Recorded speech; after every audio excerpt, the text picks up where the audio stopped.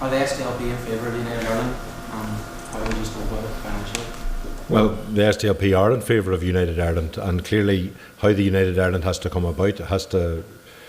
include a referendum in the north. It also requires agreement in the south as well, the way the Good Friday Agreement is framed, and that's why as far back as 2003 and 2005, when I was leader of the SDLP, we actually produced documents that set out a vision for unity in the light of the Good Friday Agreement, how we should actually frame the debate of the United Ireland option or offer in the context of the agreement, so that debate on a United Ireland and moving to a referendum on a United Ireland would not of itself in any way destabilise or undermine the institutions and the protections of the agreement, because what we need to have for the debate on United Ireland is a bit like Scotland proved it could have a referendum about something very fundamental that didn't shatter the political process, that meant that people were confident they could live with the result, whatever it was afterwards, and that there would be political stability and that you could build change in the context of that afterwards. So as far back as 2003 and 2005, we were saying that's what was needed, and we were asking all the other nationalist parties on the island to reconvene essentially the Forum for a New Ireland,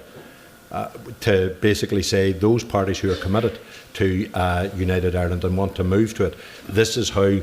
we envisage that happening, this is how we envisage unfolding that offer in a way that isn't scary to unionists, but also in a way that isn't seen as gimmicky for nationalists either. It has to be absolutely credible for both unionists and nationalists, because people have to believe that the debate is real and that the choice is real. And yes, as we saw with Scotland, when it comes to a referendum like that, you will then face hard questions about the finances and about the economics and what are the dynamics and what are the protections. And many of those questions will be hard questions coming from people in the south, because we've seen with the different referendums in the south around Europe, people get very selfish about what difference is this going to make to our spending power, and is this going to mean we're going to have to spread resources